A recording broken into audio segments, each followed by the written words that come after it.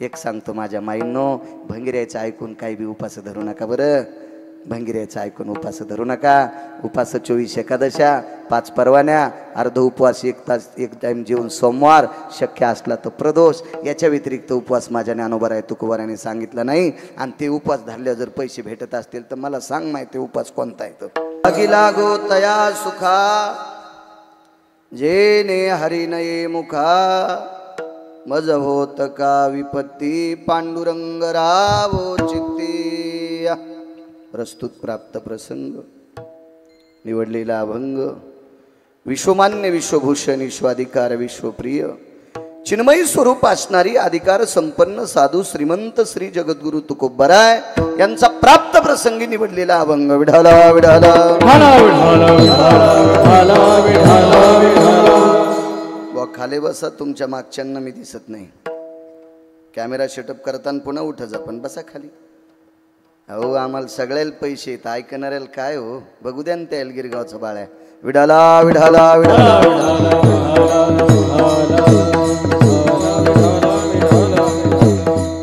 आणि कोणी बी परमार्थात वजन हाणायचं नाही. घरी बायको पशी हाणायचं. विठाला विठाला विठाला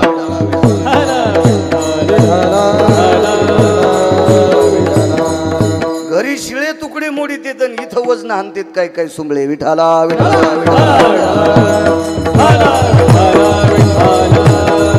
प्राप्त प्रसंगी निवडलेला अभंग माझ्या देहूतल्या मालकांचा आहे. मालक या अभंगाद्वारे विश्वाच्या मालकाला एक मागणी मागतात. आगी लागो तया सुखा, देवा माझ्या त्या सुखाला आग लागो. कोणत्या सुखाला? जेने हरी नये मुखा. हे जगदानंद कंद जगतपते पंढरीश पांडुरंग परमात्मा माय बापा जगन्निवासा, हे विश्वाच्या करत्या, जे सुख मला तुझं भजन करू देत नाही ते सुख जळून जाऊ दे. ज्या सुखावर आरूढ असल्याच्या नंतर या मुखाला भजन येत नसेल प्रभो, तर ते सुख जळून जाऊ. आगी लागो तया सुखा. कोण्या? जेने हरी नये मुखा. भजन येत नसेल तर ते राज्य नको, ते वैभव नको, ती संपत्ती नको, काय असेल ते औदार्य काहीच नकोय देवा, मला ते जळून जाऊ दे. मालक उदार आहे पंढरपुरातला आणि चतुर आहे. मालकानं देहूतल्या मालकांना प्रश्न केला, तुकोबाराय ठीक आहे माझं भजन तुमच्या तोंडाला येत राहील, पण विपत्ती. विपत्ती या शब्दाचा अर्थ संकट. महाराज ते तुकोबार आहेत ते का तुमच्या माझ्यासारखी महाराज येतोय.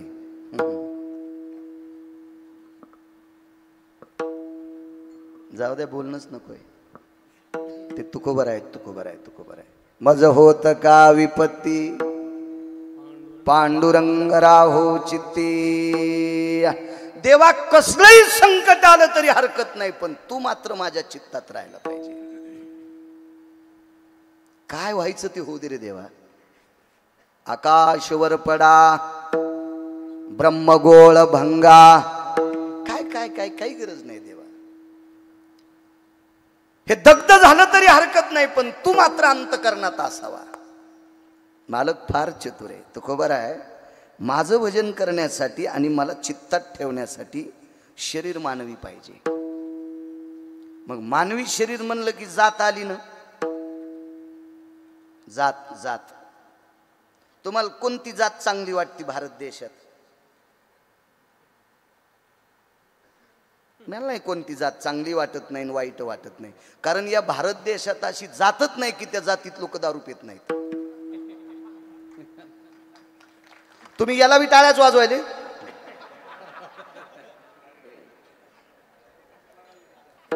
अशी एक बी जात नाही की त्या जातीत हरामखोर लोक नाहीत गुरुजी. प्रत्येक जातीत पांचट माणसं आहेत, प्रत्येक जातीत हलकट माणसं आहेत, प्रत्येक जातीत व्याभिचारी माणसं आहेत आणि प्रत्येक जातीत संत आहेत.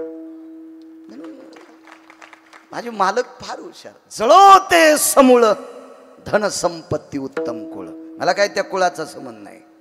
जन्म हो का भलते याती, जन्म हो का भलते याती, परिमी न चुके हरी भक्ती, परी न चुके हरी भक्ती, परी न चुके हरी भक्ती,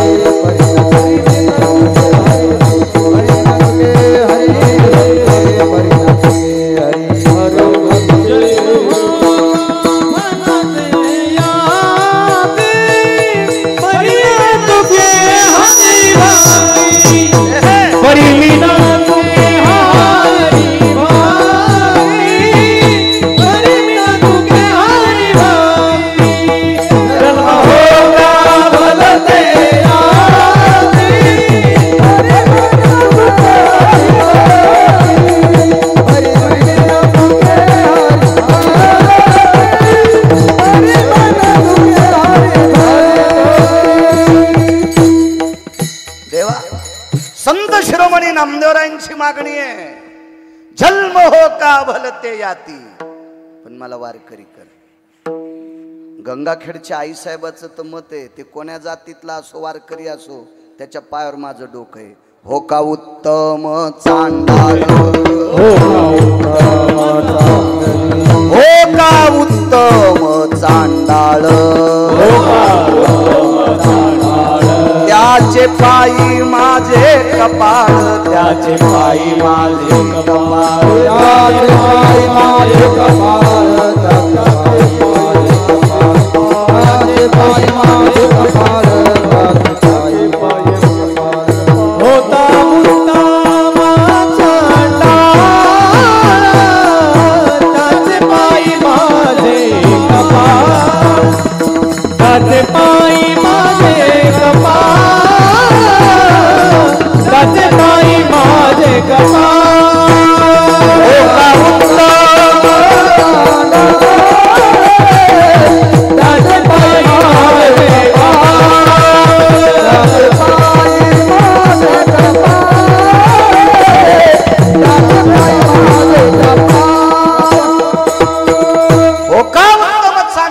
त्याचे पायी माझे कपाळ. याच्या पलीकड पंढरीचे वारकरी, त्यांचे पाय माझे शिरे. जात नाही विचारली, चांडाळाच्या कुळातला असेल पण वारकरी असावा. वैष्णव चांभार धन्य त्याची माता. बुट शिवणाराच्या कुळातला आहे, चपला शिवणाराच्या कुळातला आहे, पण वारकरी आहे. त्याच्या आईला हृदयात घेतलं पंढरपुरातल्या मालकानं. जातीचा संबंध नाही. याता याती धर्म नाही विष्णुदासा, निर्णय तो ऐसा वेदशास्त्री. तुका म्हणे नाही जाती सवे काम, ज्याचे मुखी नाम तोची धन्य. चांगलं वागणाऱ्याला किंमत आहे, बाकी नाही. देवा ही संपत्ती नकोय, जळो ते समूळ, धन संपत्ती उत्तम कुळ. मला काही त्या कुळाचा संबंध नाही, मला फक्त तुझं भजन तोंडाला यावं. काय गोड मागणी शेवटची. तुका म्हणे देवा रे, तुका म्हणे देवा, जेने घडे तुझी सेवा. देवा मला फक्त जे काम केल्याच्या नंतर तुझी सेवा घडते असं देऊन टाक. भजन केल्यावर देवाची सेवा घडते असं नाही. अशी काही व्यवहारात कामं येतं, ती कामं केल्याच्या नंतर लाखो पंढरपूरच्या वाऱ्या केल्याचं पुण्य प्राप्त होते. लाखो लाखो. मला असं देऊन टाक. हा साधा सोपा सरळ अभंगाचा अर्थ झालं कीर्तन. विडाला विडाला विडाला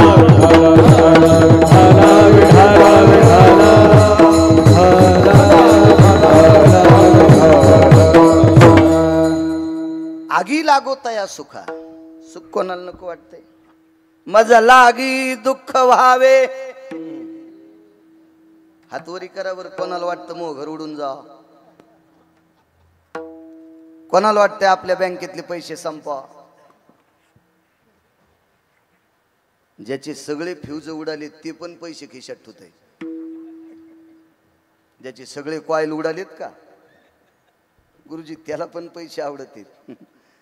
नेमकाच चिखलाचा उंडा लहान लेकराला पैसे दाखिले ते पण गपचूप बसत. पैसे आवडत नाही असा माणूसच नाही. उगे टकटक करतीत कमरा बांधल्या. विठाला विठाला विठाला. महाराज हे जर खोटा असतं तर मालकाचा अभंग. ऐसा कोणी दावा हे जया नावडे. ऐसा कोणी दावा हे जया नावडे. ऐसा कोणी दावा हे जया नावडे. ऐसा कोणी दावा हे जया नावडे. कन्या पुत्र घोडे दाराद. कन्या पुत्र घोडे दाराद. कन्या पुत्र घोडे दाराद. नैवम गिरगावकर लिखितम. हे काय गिरगावच्या बाळूचं वाक्य का? एक जण म्हणला मी लग्न केलं नाही. मग हाणतू काय आम्हाला? लग्न करणाऱ्याच्या अंगावर ट्रॅक्टर घालतो. तुला काय वाईट वाटते लग्न करणारे? नाही म्हणलं मी लग्नच केलं नाही. अरे तुला बी नाही सुटली. नाही त्या सुटली द्रव्य लोभ माया. नाही त्या सुटली द्रव्य लोभ माया. नाही त्या सुटली द्रव्य लोभ माया. भस्मदंड छाया तरुवराची. भस्मदंड छाया तरुवराची. भस्मदंड छाया तरुवराची. नाही सोडत त्यानं कोणाला. माया नाही सुटत अद्याप नाही. हे फक्त 18 लोक सुटले. त्याच्यापैकी तुकोबरा एक. नकोय म्हणजे देवा. कशाहून सिद्ध सांगू तुम्हाला? 36 किलो सोन्याची परात एक मुसलमान घेऊन आलता. रयतेचे राजा छत्रपती शिवाजी महाराजांनी श्रीमंत श्री जगद्गुरु तुकोबारायची संसाराची वरची परिस्थिती पाहिली. आतली कळत असती का खिल्लारे गुरुजी कोणाला? कातकडे गुरुजी आतली कळत असते. संत आतून कळायला इतकी लायकी आहे का आपली? आपल्याला वरून कळते महाराजाला लय मोठी गाडी आहे. अरे गुंडायला गाड्या मोठ्याल्या सुंबळ्या. महाराज मोठ्या गाडीत बसतो काय मीठ लावून साठी तू त्याला. विठाला विठाला विठाला. महाराज मोठ्या गाडीत आला येणं मोठा नसतोय. महाराजाकडे आचरणाचं कार्ड मोठा असावा त्याला महाराज म्हणत असते. विठाला विठाला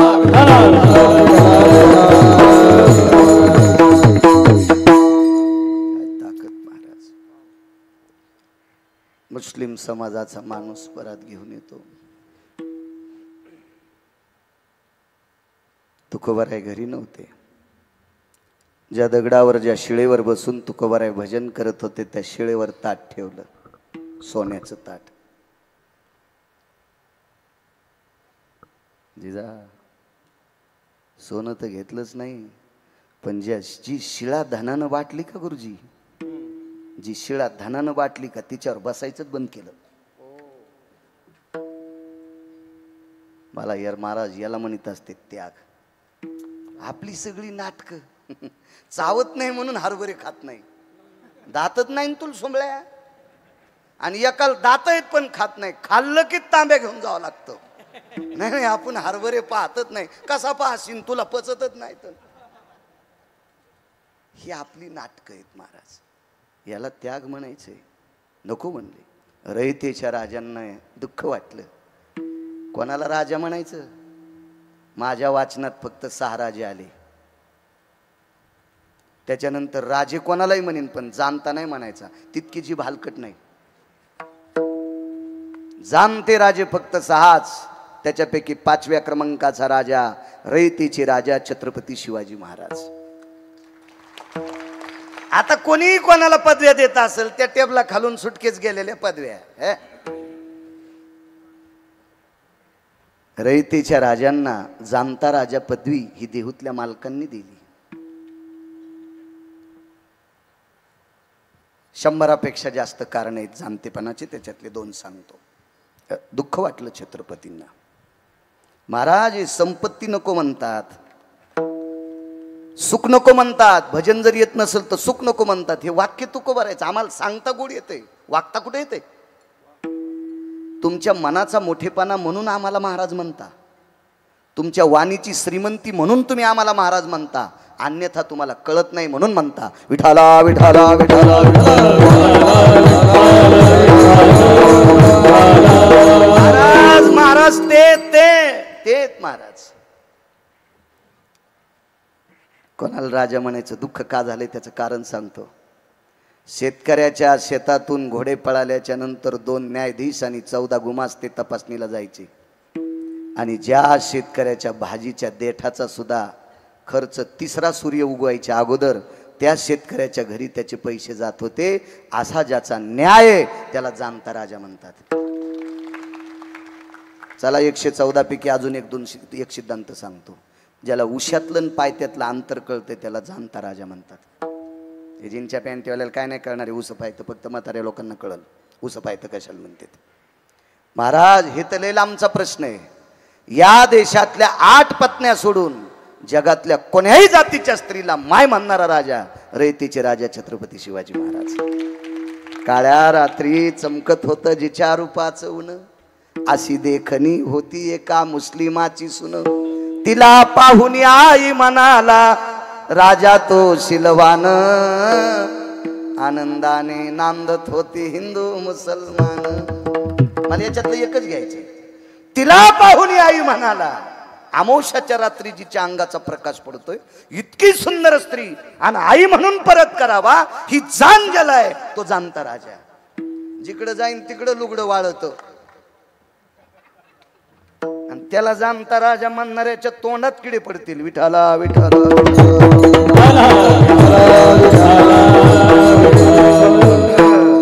आणि एवढ्या जाणकार राजाला सोनं परत केल्याच्या नंतर दुःख वाटलं. गोमास्त्या हाती निरोप पाठीला. श्रीमंत श्री जगद्गुरु तुकोबाराय गुरुवर्य आपला शिवाजी भोसले तुकोबार, छत्रपतींचं वाक्य माझं नाही, त्यांचं स्वतःचं वाक्य. मी नजराना पाठीला तुम्ही परत केला. राजे काय दखल घेता आमची? तुम्ही तळहाता इतक्या जाग्याचे राजे आहात. काय वाक्य पाठवलंय? तुम्ही तळहाता इतक्या जाग्याचे राजे आहात, आम्ही त्रिभुवनीचे राजे आहोत. महाराजी रयतीच्या राजा छत्रपती शिवाजी महाराजांना वापरलेलं वाक्य देऊतल्या मालकांचं. काय त्यागाची भूमिका असली. आम्ही तर 10-5 हजार रुपये दिल्यावर बनिली धुवाची येळ. साहेब तुमचे बुट मी दोन्ही पाय देऊन म्हणून म्या जवळ ठेवलेत. खाऊ नकोस बुट म्हणजे बरे. विठाला विठाला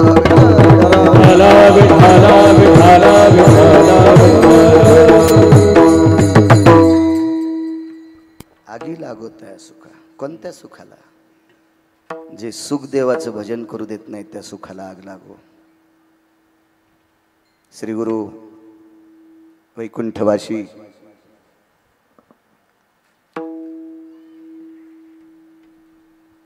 ज्ञानसूर्य प्रचंड विद्वान श्री गुरु साहेबराव महाराज यांचं लग्न झालं.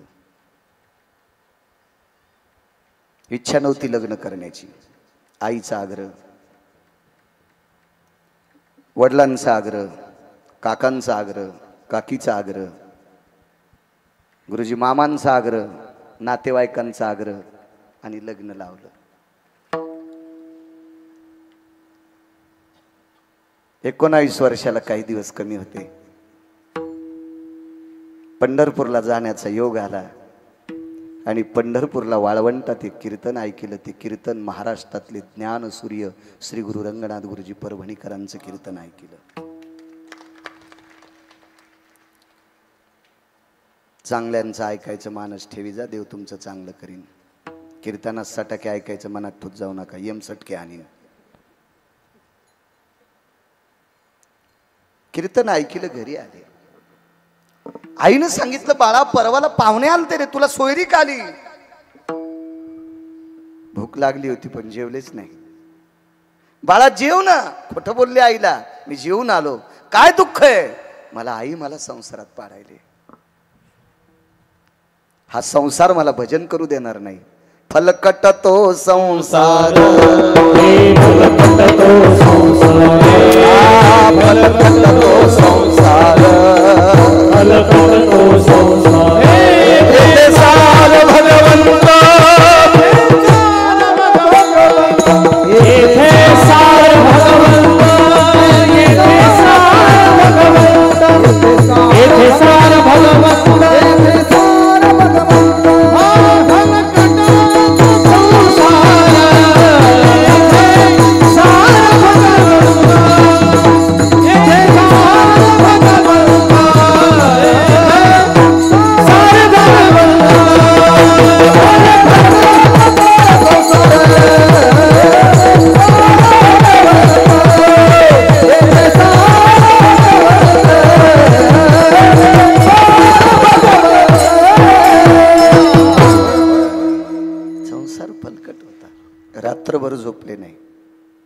दुसऱ्या दिवशी सकाळी तो पाहुणा आलाच घरी. आईला आनंद वाटला, त्याला पुरणपोळीचा स्वयंपाक केला, आपल्या मुलाला सोयरीक घेऊन आलाय. आणि श्री गुरु साहेबराव महाराजांचं लग्न जबरदस्ती लावलं, इच्छेच्या विरुद्ध. आगी लागोताय सुखा सांगतोय. लग्न झाल्याच्या नंतर कुलाचार, शिष्टाचार, वरयात्रा. पूर्वीच्या काळात देवाला जात होती माणसं, आता हनीमूनला जाते. सर्व देवा आटपली. आईला सांगितलं, आई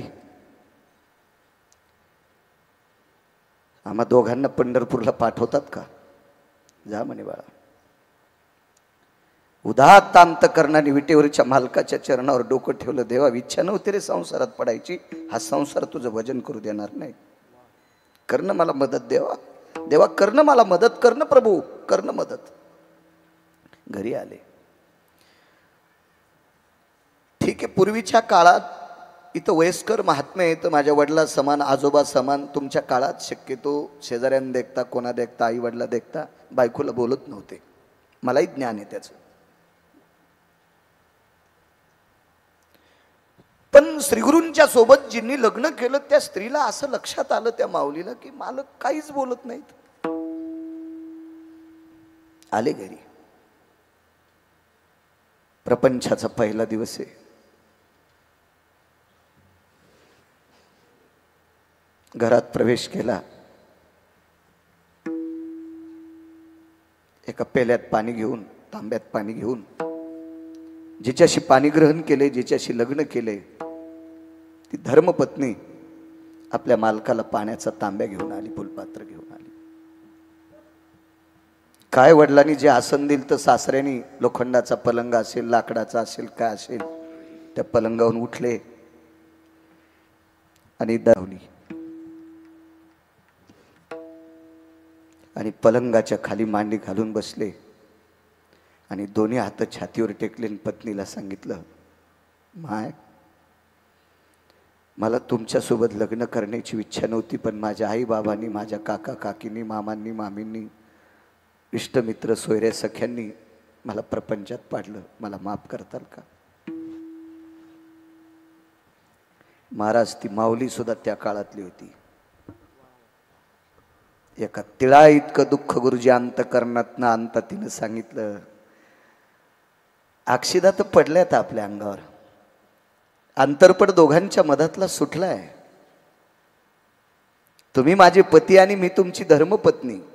हे नातं श्रुतीच्या, वेदाच्या, शास्त्राच्या, पुराणाच्या आधाराने, अग्नीच्या साक्षीने, सोयऱ्या धायऱ्याच्या साक्षीने आपण प्रपंचात पदार्पण केले. जी मान्य करतो, पण एक लक्षात ठेव, स्पर्शा सस्पुरुषा तिजा येते आम हरिद्रादि चूर्णा भवस्थितो विधिकालाति सकलहम यत मंगला त्यक्त परिभवा. मी फक्त इधीनं तुझा पती झालोय, अजून स्पर्शन नाही. एक हळकून वाटून माझ्या आणि तुझ्या अंगाला लावलंय. तुमच्या, तुम्ही बोलतोय ते तुमच्या म्हणले. एक हरिद्रादि कुमकुमम, हे फक्त विधीनं मी तुमचा पती झालोय, स्पर्श आतापर्यंत नाही. मी तुम्हाला जा म्हणणार नाही, पण जोपर्यंत या शरीरात प्राण आहे तोपर्यंत तुम्हाला आई म्हणेल. आपली राहायची इच्छा आहे का? आपली थांबायची इच्छा आहे का?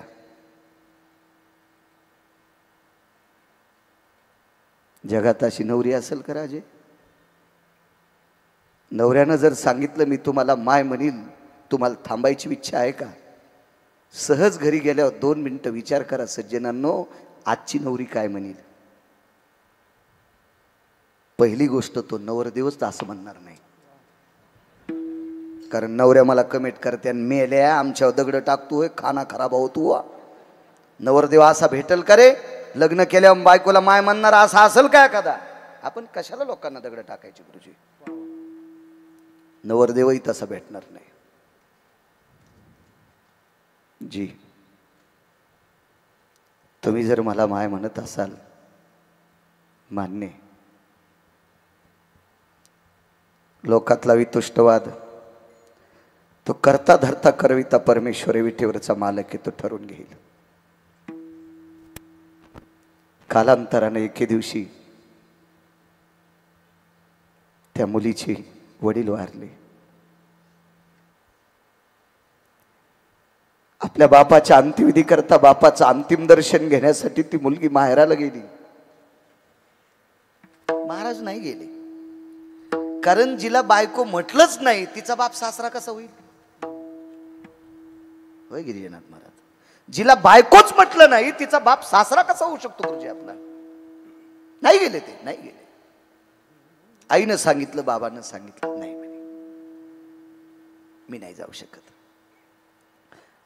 मुलीने वडिलांचा चेहरा पाहिला, चौघाच्या खांद्यावर बापाला दिले लोकांनी. म्हाताऱ्याचा अंत्यविधी झाला. दुसऱ्या दिवशी अस्थि संचयाचा कार्यक्रम होता, तो आटपला. आणि आईला सांगितलं, आई मी येते का आता? आईने सांगितलं, बाई बाबाचे 10 दिवस होईपर्यंत थांब ना, तू थांब ना, वडिलाचे 10 दिवस होईपर्यंत. नको आई, येते मी, येते. आईनं मुलीच्या गळ्याला विठी मारली आणि कडकडाटून उकसाबुकशी रडू लागली. माय 7 वर्ष झाले तुझ्या लग्नाला ग. मला असं वाटत होतं तुला झालेलं बाळ तुझ्या बाबांनी पाहून मरावं. तुला एखादी मुलगी, तुला एखादा मुलगा व्हावा, ते बघून तुझ्या बाबाच्या डोळ्याचे पारणे फिटावे. त्याने आनंदाने प्राण सोडला असता ग बाई. तुझ्या बाबा देखता तुला आपत्ती झालंच नाही. येते आई.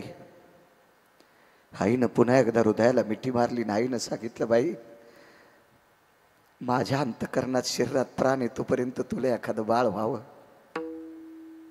जोपर्यंत माझा जीव आहे तोपर्यंत तुला एखादा मुलगा व्हावा, एखादी मुलगी व्हावा. वाक्य काय वापरलं असेल मुलीनं? आई स्वप्नात बी इच्छा करू नकोस, मला मुलगा किंवा मुलगी होईल ही स्वप्नात सुद्धा इच्छा करू नकोस ग आई, स्वप्नात पण. का ग बाई? आई तुझ्या कपाळावरचं कुंकुम आलवलंय, तुझ्या कपाळावरचं कुंकुम आलवलंय, हे दुःख तुला डोंगरापेक्षा मोठं झालं आई. हे कपाळावरचं तुझ्या कुंकुम आलवलंय, हे दुःख तुला डोंगरापेक्षा मोठं झालं ग माय. मी सांगितलेलं वाक्य ऐकल्यावर तुला ऐकायची क्षमता नाही, पुन्हा कधीतरी कळेल. येते मी. हातातल्या बांगड्याचा आवाज आला. महाराज दारातल्या झाडाखाली बाजेवर आराम करत होते. तेवढ्या अवकाशात बैलगाडी आली आणि बैलगाडीतून एक माऊली उतरली. तिच्या हातातल्या बांगड्याचा आवाज आला. पाहिलं तर आल्यात वाटते.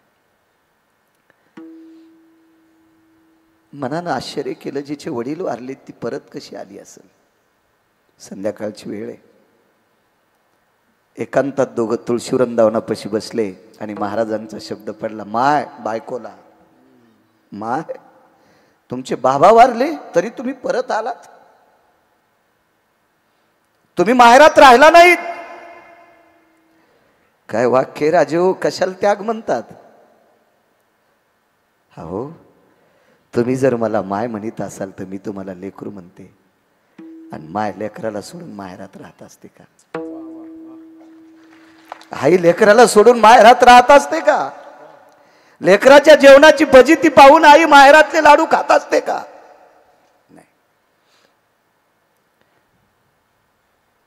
त्यांचं नाव होतं श्री गुरु साहेबराव महाराज. गुरुवर्य रंगनाथ गुरुजींचे शिष्य होते. ज्ञानसूर्य रंगनाथ गुरुजींचे शिष्य होते. श्रुतीनं प्रश्न केला, गुरुवर्य प्रपंचात पडल्याच्या नंतर प्रपंचाचा त्याग कशा करता केला? श्रुती माते जगातली पहिली पत्रकार श्रुती. श्रुतीच्या अगोदर कोणी पत्रकार नव्हतं. हे श्रुती माते, हा प्रपंच, हा खटाटोप मला विटेवरच्या मालकाचं भजन करू देत नव्हता. हा प्रपंच, हा खटाटोप मला श्रीगुरु रंगनाथ गुरुजींची सेवा करू देत नव्हता. म्हणून या वैभवशाली प्रपंचाला मी लात मारली, लात. त्या सुखाला आग लागो म्हणून मालक पहिल्याकडे आगी लागो तया सुखा टाळ टाळ आगी लागो तया सुखा आगी लागो तया सुखा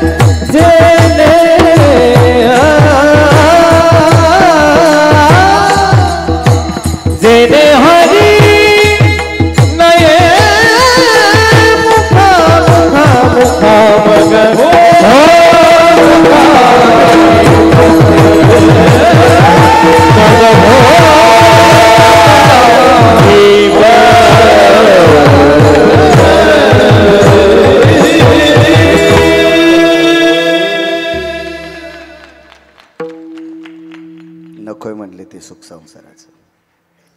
50वा सप्ताह आहे ना तुमचा.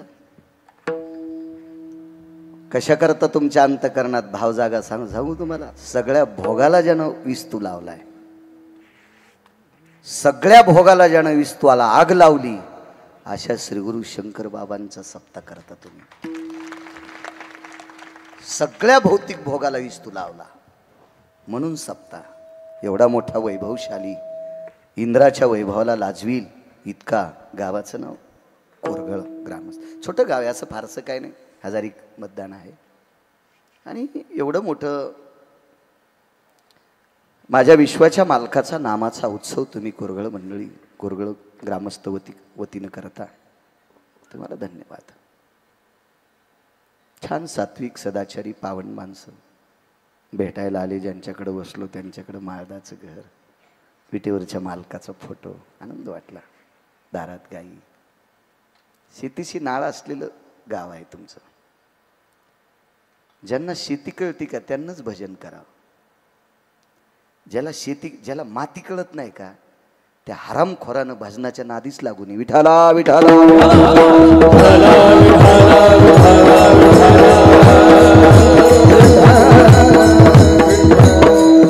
एक जण म्हणला, महाराज मातीचा आणि भजनाचा काय संबंध आहे? भाडव्या, समुद्रातल्या माशा खाऊन भजन करतो काय?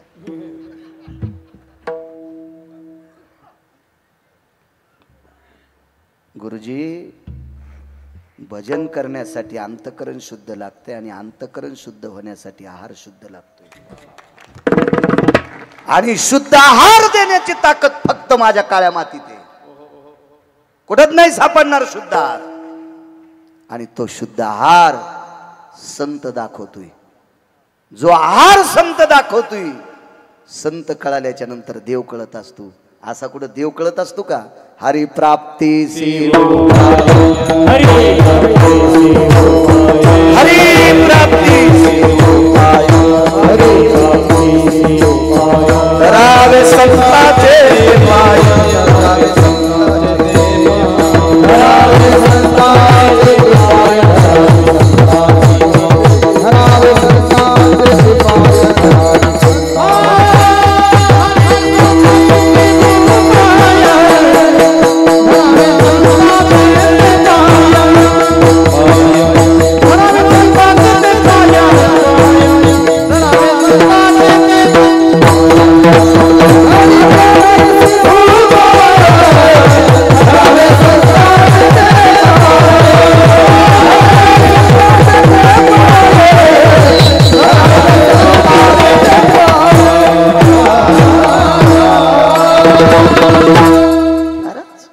देव भेटण्यासाठी संतांची गरज आहे.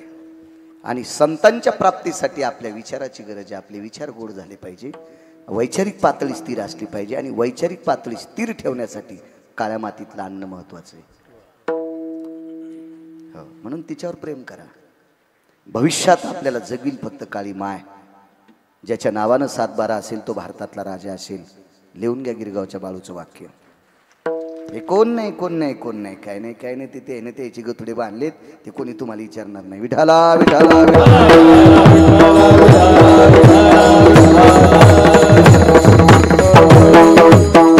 पुनश्च कोरघळ गावातील जेवढ्या आडनावाची मंडळी असतील तेवढ्यांना कोटी कोटी धन्यवाद.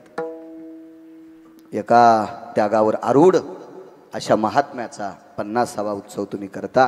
पुनश्च एकदा तुम्हाला कोटी कोटी धन्यवाद. आगी लागोत या सुखा.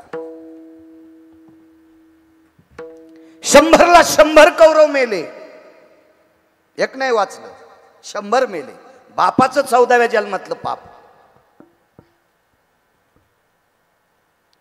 हस्तिनापूरचा इंद्रप्रस्थाचा राजा, या पवित्र भारत देशाचा राजा, मागच्या 14व्या जन्मातलं पापाचं गोठुडं घेऊन आला तर 100ला 100 कट्टे मेले. पोरायला नीट संपत्ती कमवून ठेव जा. मधात दुरी तसे बद पडू देतू. आणि कडीला आल्यावर बांधाव ते उशेल्यावर पाय देतून बांध कोरी तू. हो, मुळीला अडकून आऊत हेडगाळून थुतरात रूम न गेलं. एक दात नाही राहिला. हा माम माम माम माम भात खाऊ लागला. मॅन असे दात कस काय पडे. बायको म्हणली महाराज रूम न तोंडात गेलं. म्हणलं कस काय त्याला रूम न चोखायचा नाद आहे काय नाही. म्हणले आवतावून पडे गेले. म्हणलं आवतावून कस काय पडे. बांध करू लागले लहान्या भावाचा. सख्या भावाचा बांध करू लागला सुंबळ्या. पोटात घुसायला पाहिजे होतं रुमण्याचं कणीस, तोंडात नाही. कशाला असली संपत्ती. देशाचा राजा आहे. संपत्ती चुकीची. 100ला 100 कट्टे मेले. हे कशासाठी कीर्तन ऐकायचे. कीर्तन ऐकायचं व्यसन सुटलेल्या बायलावानी निघला मका हाणायला कोणाची बी. नाही नाही, ह्या बी कीर्तनात मस्त बसतेल. पप्याच्या बापाच्या पाया पडायची नाही, महाराजाच्या पाया पडती. ते ह्या पापानं महाराज धोत्रा सगळं जळण. नवऱ्याच्या पाया पडत नाही, महाराजाच्या पडती. काही काही उचले महाराजाच्या थैल्या घेऊन फिरतील. माय बापाला विचारित नाहीत.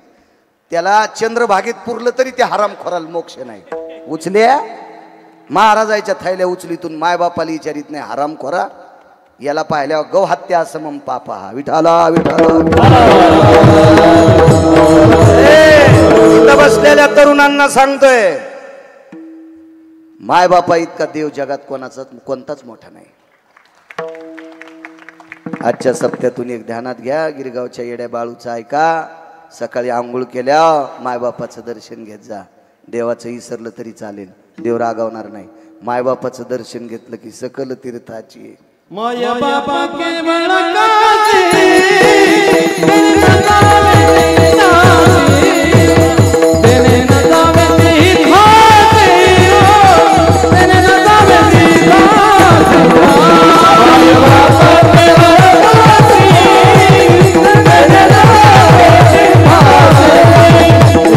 जावे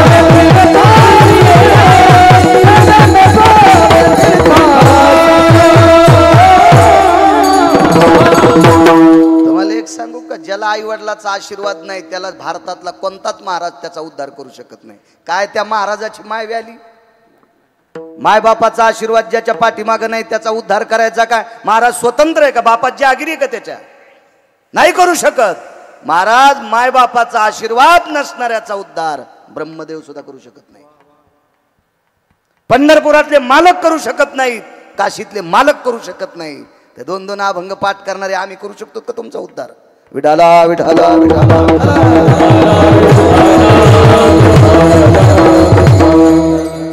100ला 100 खट्टे मेले बापानं केलेलं चुकीचं काम.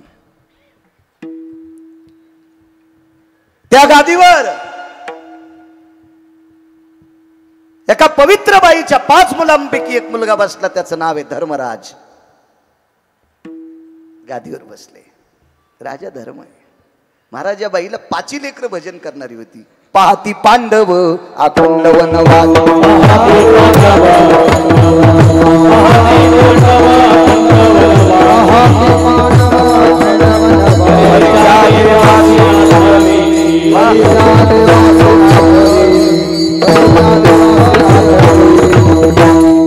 पाहते पांडव अखंड वनवासी.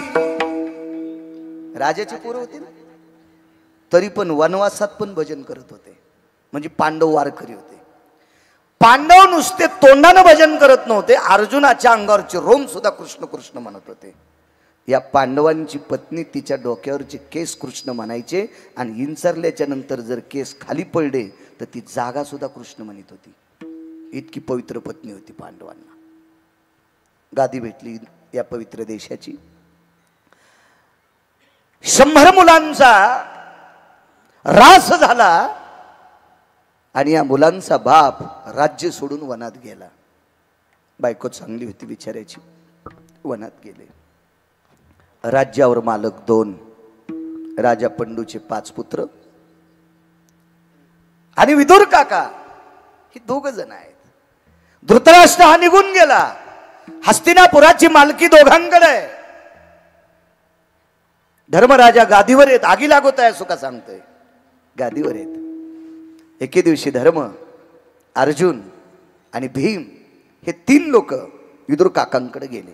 काका गावाच्या बाहेर एका झोपड्यात राहत होते. साधूचं लक्ष नाही. महत्व हरवी, चातुर्य लपवी, पिशेपण मिरवी आवडवणी, पूज्यता डोळा न देखावी, स्वकीर्ती कानी न ऐकावी, हे साधूचं लक्ष नाही. पैसे फार झाले म्हणून पैशाची गादी केली, हे भोगवाद्यांचं लक्ष नाही. याला साधू कसं म्हणता येईल? साधू या सगळ्यातून बाजूला राहतो, त्याचं नाव साधू असते. काका होते विदुर काका. काकांकडे गेले आणि अर्जुनानं आपला प्रश्न मांडला. काका, आमची एक इच्छा आहे, हस्तिनापूरच्या वाटण्या करायच्या. काकाने सांगितलं, का तुम्ही राजा आहात आणि काय म्हणून वाटण्या? काही नाही काका.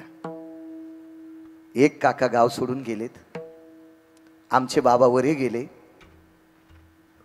आता फक्त तुम्ही आणि आम्ही आहोत. आम्ही आहेत तोपर्यंत एका तिळाची बेईमानी करणार नाहीत, पण आमच्या पश्चात आमच्या मुलांनी तुम्हालाही त्रास देणार नाहीत. पण आमचे नातू जर तुमच्या नातवांना त्रास दिला तर आम्हाला नरकवास भोगावा लागेल. म्हणून आत्ताची आत्ताच 2 वाटण्या करून टाका.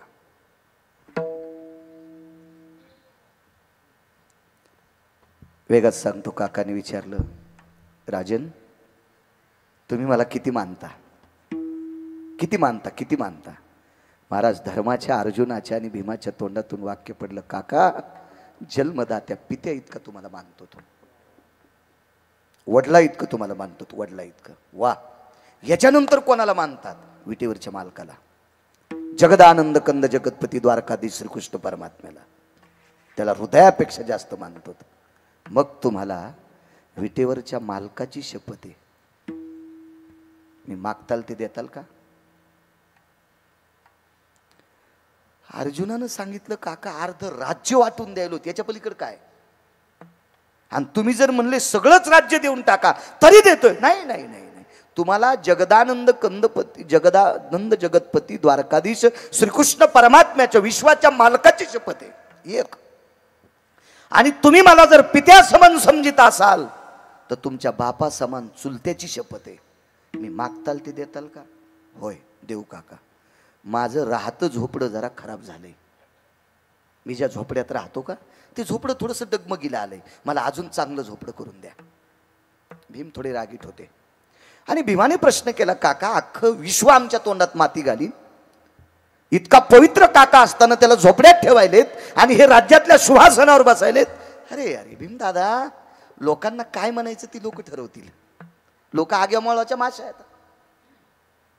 लोक जायचा ओक, लोकांचा काय विचार करायचा? लोक आग्यामोळाच्या माशा येतात.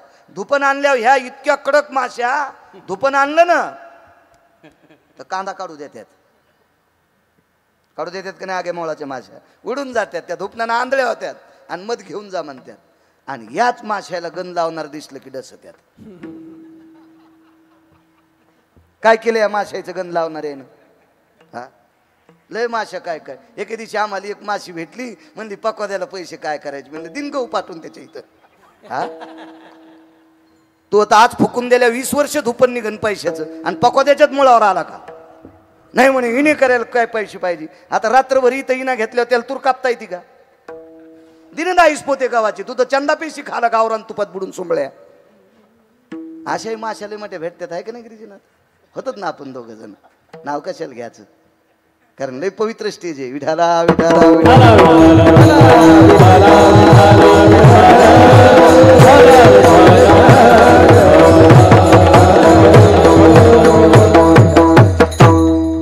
हे जे दुसऱ्याचं खपत नाही का, हे अतृप्त आत्मे येतं. अतृप्त आत्मे जरा विश्व पाहाला जा. कल्याण स्टेशनला एक मुलगा गाडी घेऊन आलता मला न्यायला. ती 3.25 कोटीची गाडी होती, 3.25 कोटीची. ते नोकरीला नव्हता. 1 रुपयाचं व्यसन न करता टोल नाक्यावर टाळ्या वाजून तृतीय पंथीनं 3.25 कोटीची गाडी घेतली होती. पकवाद्याला जर 9-10 लाखाची असली तर काय खालून जळायला तू.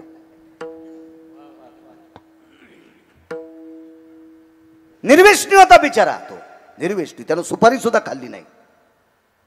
या देशातला तृतीय पंथी, त्याला 3.25 कोटीची गाडी. जरा बाहेर बघ ना, काय इथली इथे इचकी तू. हे अतृप्त आत्मे असतात, अतृप्त आत्मे. रावण सुद्धा अतृप्त आत्मा होता बरं.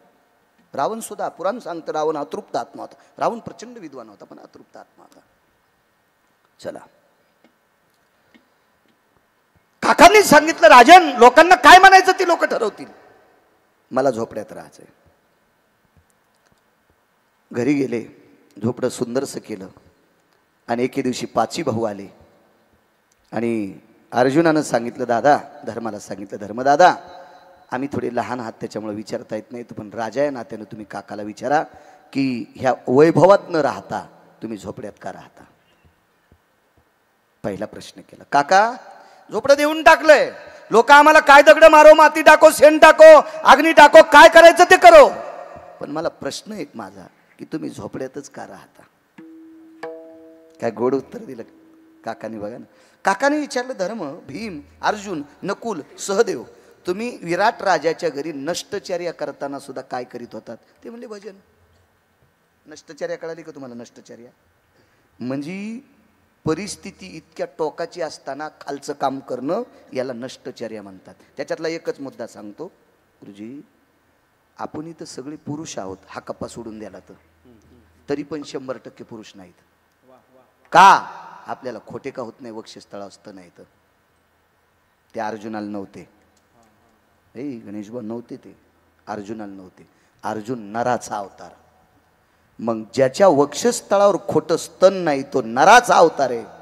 पण राजे हो, एका वर्षातले 3.5 ते 3 दिवस सोडून दिले तर पांढऱ्या रंगाची साडी नेसून, गंगावन घालून, पायात घुंगरं बांधून नृत्य शिकवावं लागलं हो, भ्रन्नडा व्हावं लागलं. काय मोठं जीवन असेल हो. काय वाटत असेल त्या अर्जुनाला. याला नष्टचर्या म्हणतात. पण त्याही नष्टचर्येमध्ये अर्जुनानं भजनच केलं. 12 वर्षाच्या वनवासात भजनच केलं. धर्माने विचारलं, काका आम्ही झोपड्याचं विचारतो, तुम्ही झोपड्यात का राहता? ऐका राजन, ऐका, त्याचंच उत्तर आहे. आयुष्यभर भजन केलं, पण ज्या दिवशी 100ला 100 कौरव युद्धात मेले, तुमचे काका गाव सोडून गेले आणि या इंद्रप्रस्थाचे, हस्तिनापूरचे, या पवित्र भारत देशाचे तुम्ही राजा झाले, आणि त्या दिवसपासून भजन किती केलं? बोलती बंद झाली, धर्माची बोलती बंद झाली. धर्मानं सांगितलं, काका या वैभवाचं राज्य सांभाळत असताना, समाजाच्या नाना प्रकारचे चोचले पूर्ण करत असताना भजन करायला वेळ कुठं भेटतो या वाड्यात? काका म्हणले, अरे धर्मा, जो वैभव, जे वाडा भजन करू देत नाही, म्हणून त्या वैभवाला आग लागो, मी झोपड्यात राहतोय. आगी लागो तया, आगी लागो,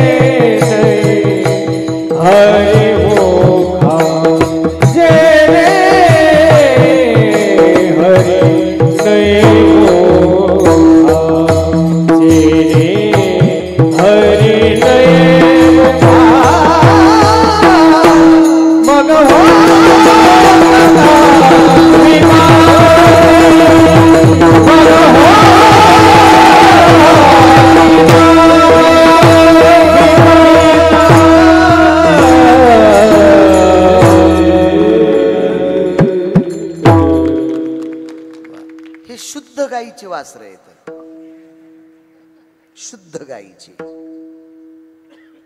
चुकीचं प्रमाण देणार नाही, ते शुद्ध गायीचे वासर आहेत. आलं तरी गाणं म्हणणार नाहीत. वा अजय, किती वेळ कीर्तन करायचं? 11:30 काय रिसोड माफ आहे का तू? 21 किलोची पाहिली अगो धंदा. तारखेला फोन केला, वा रे वा, काय ग पळी झळकतीनं आपलं तुपलं ओळखीती, तो शेजारचं गाव आहे नाही. ठीक आहे, जाऊ दे. आगी लागत आहे सुखा. एका मुलीला वडिलांना 1200 एकर जमीन, 12,000, 1200 चुकून बोललो. कसं वाटलं आकडा ऐकायला? एव्हा ज्याला कवडीची अक्कल नाही ते म्हणला, काय शेती परडच ना, शेतीत माणूसच भेटन, सुंबळ्या इकत घेऊन दाखव ना बायंगाने. इंच भरी काय कुठं, आणि निघली तर आहे का ताकद घ्यायची? नुसते बोंबलत येत आपले. आंबा चोखून घेतला आणि कोय फेकून दिली. अरे पानछेट कुठला शेती. 12,000 एकर शेती एका माणसाला, एकटीच पोरगी, एकटीच पोरगी. सोयरी किती येत असतील बुवा? हे गणेश बा, किती सोयरी गुरुजी, किती किती मोठाला नवरदेव येत असेल. सासऱ्याला 12,000 एकर जमीन. हत्तीवर बिजवारा आला, हत्तीवर बिजवारा. आपण ज्याला रुखवत म्हणतो, शिदोरी म्हणतो, मागणी म्हणतो, हत्तीवर 5-50 हत्तीवर बिजवारा आला. सूर सनई चौघडा वाजत होता, डीजे नाही भितड पाडायला. सूर सनई चौघडा वाजत होता आणि अख्खं गाव तंग झाले. हत्तीवर बिजवारा कोणाकडे? मेवाडचे राजपूत राठोड यांच्या वाड्यापुढे हत्ती थांबले 34. मेवाडचे राजपूत राठोड त्यांच्या दारापुढे 34 हत्ती थांबले. एका हत्तीवर सोन्याची आबदागिरी, आणि त्या सोन्याच्या आबदागिरीतून गावरान तुपातल्या पदार्थाचे डब्बे काढले आणि सुरसनई चौघडा वाजत बरमाटी सागाच्या चौकटीच्या दरोज्यातून आतमध्ये हत्ती. काय तुमच्या मुलीला मागणी आली. आईनं विचार केला, हत्तीवर मागणी, 34 हत्तीवर बिजवारा. आपल्याकडं काय असं एवढं? मालकानं सांगितलं, प्रिये आपली मुलगी सुंदर आहे. काय नाव होतं त्या मुलीचं सांगता येईल? किती महाराज फुकल्यावर सुधारताल तुम्ही?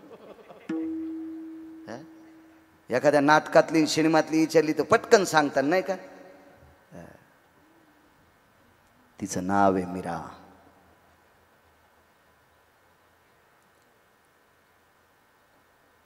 छोटस देवघर आहे. त्या देवघरामध्ये अष्टधातूची मूर्ती आहे. त्या अष्टधातूच्या मूर्तीच्या समोर पायात साळ बांधलेले आहेत, दार खिडक्या लावलेल्या आहेत, गळ्यामध्ये एकतारी घेतलेली. विना नव्हता, गुरुजी वाक्य लक्षात ठेवा, विना नव्हता, एकतारी आहे. हातामध्ये चिपळी आहे, गळ्यात एकतारी आहे आणि पायात साळ आहेत. आणि विटेवरच्या मालकाचा द्वापार युगातला अवतार द्वारकाधीश श्रीकृष्ण परमात्म्याची अष्टधातूची मूर्ती आहे आणि तिथे नृत्य करून भजन करत होती. पग घुंघरू बांध मेरा नाची रे, पग घुंघरू बांध मेरा नाची रे, पग घुंघरू बांध मेरा नाची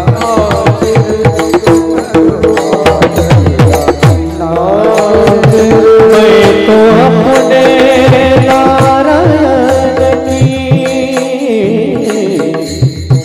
मैं तो अपने नारायण हो गई दासी रे, पग घुंघरू बांध मेरा नाची रे, पग घुंघरू बांध मेरा नाची रे, पग घुंघरू बांध मेरा नाची रे.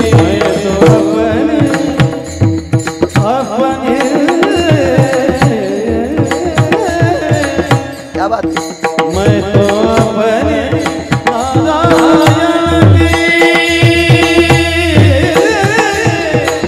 हो गई दासी रे, दासी रे,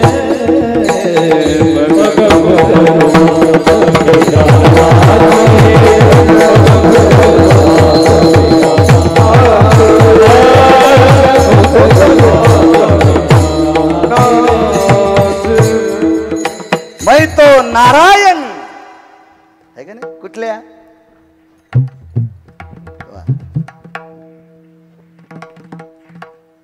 एक तास झालं, जेवण झाली, सगळी झाली. नवरदेव म्हणला, नवरी कुठे?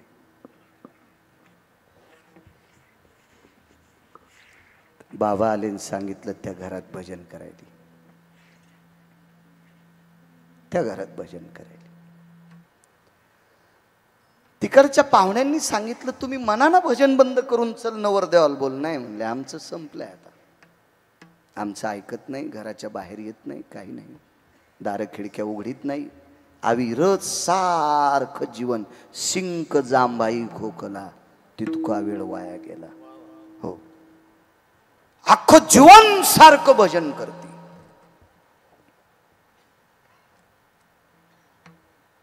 मोठ्यांचं वाक्य सांगतोय. आमच्याकडे वैकुंठवासी साहेबराव महाराज सोनोटीकर होऊन गेले. साधी व्यक्ती महाराज. विटेवरच्या मालकावर इतकी श्रद्धा, इतकी श्रद्धा, इतकी श्रद्धा की त्यांनी जीवनात कधी नवरात्रीतला घट मांडला नाही.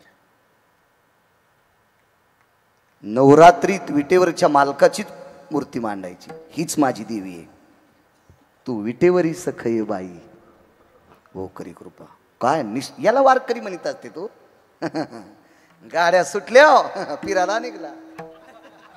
कोणीकडे महाराज फुकट गाड्या होत्या, म्हणलं चला साईला निघ जावा. तुला कापायला पाहिजे भडवे आडवं, गळ्यात माल घालून फुकट्या गाडीत म्हणल्यावर सैलानी निघाला पानचटा.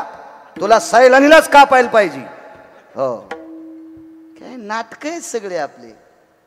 दोन्ही पेवावरी होय. इथंच नास्ती परण लभ्यते. इथं एकदा हातन तिथं एकदा हात.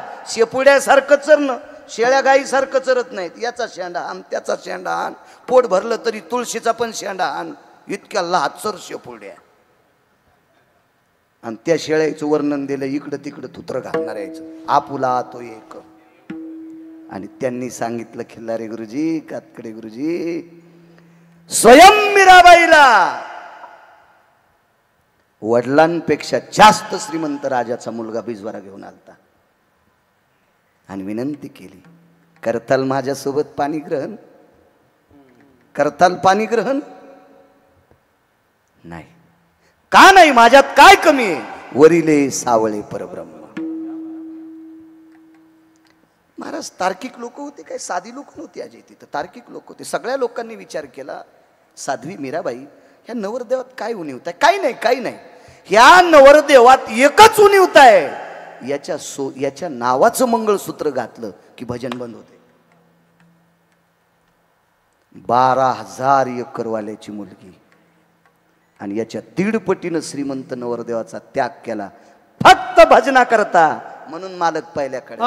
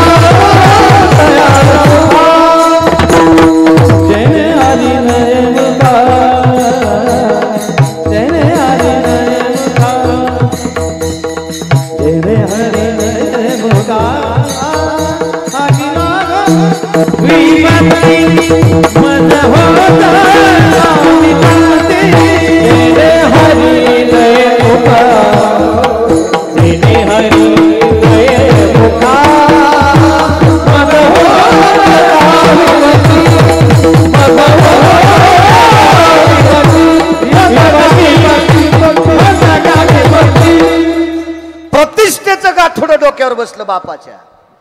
इज्जतीचं गाठोडं, प्रतिष्ठेचं गाठोडं, भौतिक श्रीमंतीचं गाठोडं बापाच्या डोक्यावर बसलं आणि बापानं सांगितलं त्याग करतेस विष पाजीन. राजाजीने भेजा विष का प्याला, पिवत मीरा हाशिरे, पग घुंगरू बांध मीरा नाचिरे. मेले तरी हरकत नाही, मज होतं का विपत्ती, पण तो मात्र चित्तात असा. चला पुढे. 1800 बायका एका व्यक्तीला. 1800 काय माणसं असतील हो. एक येत माणसं इतकी बेजार येत. 1800 बायका. 1800. 8-9 कोणाला येते? एखादा आहे का 9 बायकावाला इथे? सोडून दिलेल्या नाही, सगळ्या घरी असावा. औषधाला तर नाही गावसायचा. ऊसातून चरकातून निघलेला ऊस तरी उभा राहील. हो नाही, 9 बायका घरी ठेवल्या याची कांद्याची पात होईल. कवा थुत्तर खालीच पडेल. विठाला विठाला विठाला.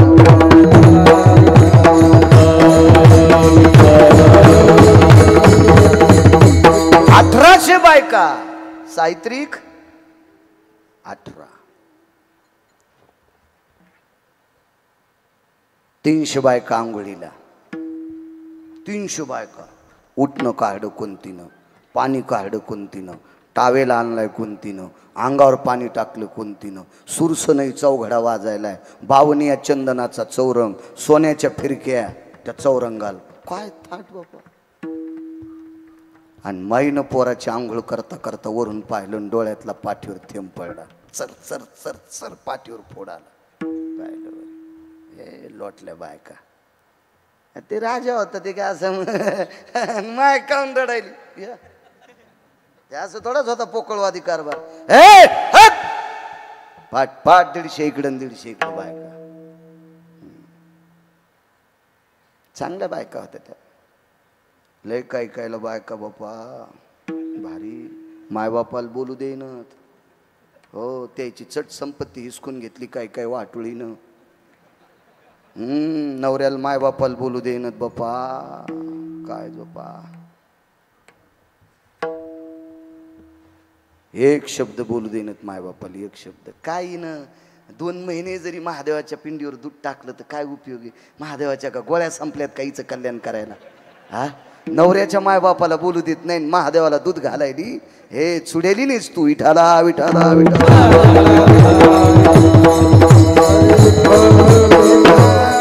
सासू सासऱ्याला न बोलणाऱ्या तुम्ही 4 जणी उभे राहा मुकाट्यानं.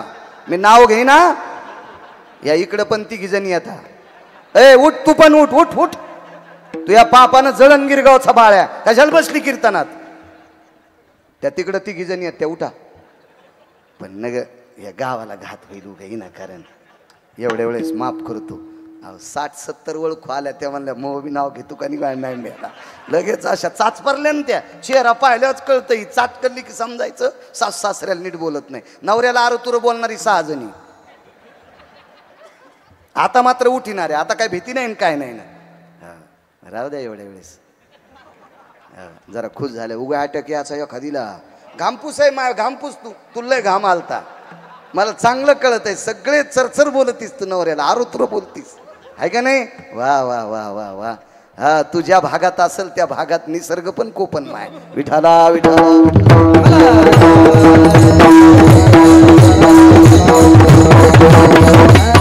धर्म नाही सांगितलं आपल्याकडे. तो धर्म नाही. चला सन 150 बायका बाजूला. वल्या अंगांवरी माय काय नाही बाळा. ह्या भोगात गुतलास. सोबत शिदोरी काय. 55 वर्ष राज्य केलंस. 55 वर्ष संसार केलास. तुझे बाबा याच्यापेक्षा मोठे होते. माझ्या डोळ्यानं तुझ्या बाबाचे हाडं लाकडं जळाल्यासारखे जळाले. अंगावरचे रोम गवतासारखे जळाले. डोळ्याने धूर पाहिला तुझ्या बाबाचा. ठीक आहे आई. एका ग्रंथाला वस्त्र गुंडाळलेलं होतं आणि त्या ग्रंथावर एक शिल्लक वस्त्र टाकलं होतं भगव्या कलरचं केसरी रंगाचं. त्या वस्त्राचे 2 तुकडे केले. अर्धा तुकडा अंगावरचं भिजलेलं वस्त्र काढून टाकलं आणि एक गाठ मारली. त्याची लंगोटी केली आणि अर्ध्या तुकड्याची 3 गाठीची झोळी केली आणि 1800 पत्न्यापैकी 1 नंबरचं जिच्यासोबत अगोदर लग्न झालं तिच्या दारात माय म्हणून भिक्षा मागितली. भिक्षाम देहि मा. 1800च्या 1800 बायकांना भिक्षा मागितली. निघून गेली. जंगलात एका झाडाखाली मुक्कामे. त्या दिवशी एक वाट सुरू भेटला. परिसरात 10-5 किलोमीटर गाव नाही. त्या झाडाखाली स्वतःचा कमलोंडो अडकिला. दर्भाची चटई टाकली. रस्त्याने भिक्षा मागितलेली झोळी अडकिली. चिंतन सुरू झालं महात्म्याचं. सार्वभौम राजा. तेवढ्या अवकाशात भजन ऐकून एक वाट सुरू आला. त्यानं आपली पडशी टाकली. आनंद वाटला. एका महाराजाच्या बाजूला मुक्कामी. वाट सुरू जो काय नव्हतं. महाराजांनी भजन आटपल्याबरोबर वरचा कमलंडो आणि ती झोळी काढल्याबरोबर पसरवली आणि सांगितलं महाराज घेता का प्रसाद पाहिजे. आणि ह्या व्यक्तीनं भगव्या रंगाची लंगोटी गुंडाळलेल्या साधूनं आपल्या जवळची भिक्षा देऊन टाकली. आनंद वाटला. वाटसरू हुशार होता. त्याने विचार केला ज्या महाराजांनी आपल्याला जेवायला रात्री दिले त्या महाराजाची आपण सेवा करू. पाय दाबायला सुरुवात केली. महाराज म्हणले नको. महाराजांनी मनातली मनात विचार केला 1800 बायकाचा भोग त्यागून इकडे आलोय ते तुझ्या हातानं कशाला दाबून घ्यायचं आहे. महाराज होते ते. आणि सहज महाराजांनी विचारलं कुठे चाललात. काही नाही. इथून काही अंतरावर एक मोठी नगरी आहे. त्या नगरीचे राजे गोपीचंद महाराज आहेत. त्यांची आई मैनावती आहे आणि दर 6 महिन्याला मी त्यांच्याकडे जात असतो. तिथे गेल्याच्या नंतर आमच्या संसारामध्ये लागणाऱ्या द्रव्याचं साधन काय द्रव्य असेल ते गहू ज्वारी तांदूळ डाळ ह्या सगळ्या काही गोष्टी राजा आम्हा भिक्षुकांना देत असतो. आणि त्या राजाच्या भेटी करता चाललोय. भगव्या रंगाची लंगोटी घातलेल्या राजानं सांगितलं अरे तो राजा आता भिकारी आहे. इतकं वाट सुरू खालीवरी महाराजाला बोललो. या महाराजाला अक्कल नाही. याला डोकं नाही. याच्या गोळ्या संपल्यात. आमकं झालं तमकं झालं वगैरे वगैरे. त्या वाट सुरूनं स्वतःची पडशी उतरली वळकट उतरली आणि दुसऱ्या झाडाखाली टाकली. राजे पुन्हा तिथं. महाराज एकदा सांगतो आपल्याकडे याचं नाही. हातात जे पडेल ते मारील. डोळे भरून आले राजाचे. वाट सरूनं सांगितलं आतापर्यंत माझ्या राजाला नाव ठेवलं ना आता डोळ्यानं रडून जिरवता. ऐक राजा ज्या राजाकडे तू उदात्त अंतकरणाने चाललास तो राजा मीच आहे. तो मीच राजा आहे. वाट सरूचे डोळे भरून आले. राजे सार्वभौम राज्य होतं. एवढं मोठं वैभवशाली राज्य होतं. तुमचं वैभव पाहिल्याच्या नंतर दिवसभर जेव्हा वाटत नव्हतं. एवढं मोठं प्रसन्न तुमचं वैभव आहे, 1800 पत्न्या आता, तुम्ही हा वेश का घेतला? देवासाठी घेऊन जोग अवघा भोग त्यजियला. बाळा, या 1800 पत्न्यांचे चोजले पूर्ण करत असताना, या संसारातली नाना प्रकारची वितंडवादाची खड्डे ही ग्रहछिद्र बुजत असताना अख्खं आयुष्य त्याच्यात चाललं होतं रे. मनसोक्त संसार केला, मुक्तचंद नावाचा पुत्र झाला, मुक्तचंदाच्या त्रिलोचनाचा पुत्र गोपीचंद, गोपीचंदाचा पुत्र मुक्तचंद, आणि मुक्तचंदाच्या डोक्यावर हात ठेवला, स्वराज्य देऊन टाकलं, आणि आता उरलेलं आयुष्य भगवंताच्या नामात घालायचं. तिथं राहून भजन नव्हतं करतायत, राज्य भजन करू देत नाही रे, संसार भजन करू देत नाही, म्हणून 1800 पत्न्याचा त्या स्वराज्याचा त्याग केला फक्त भजनासाठी. म्हणून मालक म्हणतात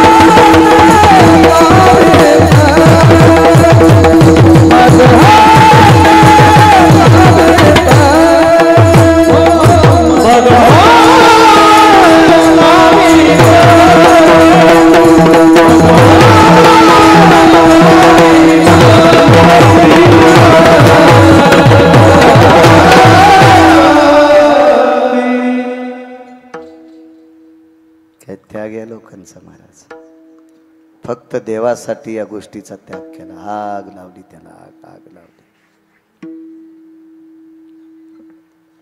लक्ष्मण प्रभू रामचंद्राच्या सेवेकरता गेले. उर्मिला महालात थांबल्या. मिथिलेचे राजा जनक त्यांच्या बंधूची कन्या 5 ते 6 दिपवाळ्या संपल्या.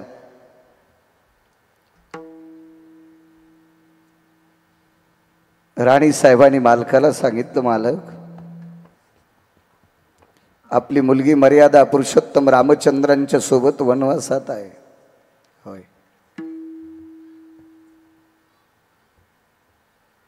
श्रुतकीर्ती, मांडवी आणि उर्मिला तिघींना दीपावळीला घेऊन येता का?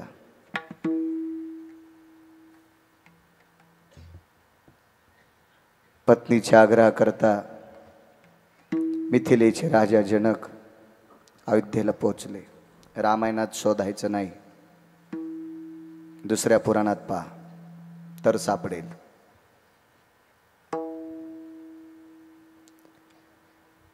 अयोध्येमध्ये प्रवेश झाल्याबरोबर कौशल्या मातेच्या कानावर वार्ता गेली, व्याही आलेत आपले. नियम होते. कपाळावरचं कुंकू मालवलेलं होतं. आडवा पडदा लावला. पलीकडनं कौशल्या माता आहेत, सुमित्रे आई साहेब आहेत. अलीकडनं महाद्वारात दरबारामध्ये महालामध्ये जनक उभे आहेत. विनंती केली, उर्मिलेला नेण्यासाठी आलो. कौशल्या आई साहेबाची मान खाली होती, डोळे पाण्याने डबडबलेली होती आणि दुःखद स्वरातून वाक्य पडलं, येत असेल तर घेऊन जा.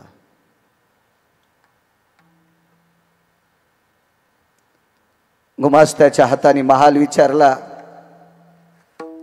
लक्ष्मणजीचा महाल कुठे आहे?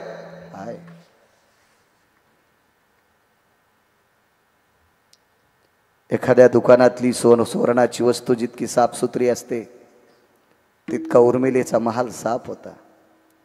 महाराज उर्मिलेला पूर्ण निसर्गातल्या पूर्ण अकृत देवता प्राप्त होत्या. वायू महाल झाली होता. पतिव्रतेची ताकद आहे, तिची देवावरी सत्ता. माझ्या मावल्यांना मगाशी दुःख वाटलं असेल आमच्यावर बॉम्ब का टाकला. त्याचं कारण सांगतो माझ्या माईनो. नवऱ्याचं दर्शन घेणाऱ्या बाईच्या ताब्यात देव असतो. तुका म्हणे पतिव्रतां तिची देवावरी सत्ता. इतक्या मोठ्या आहात तुम्ही.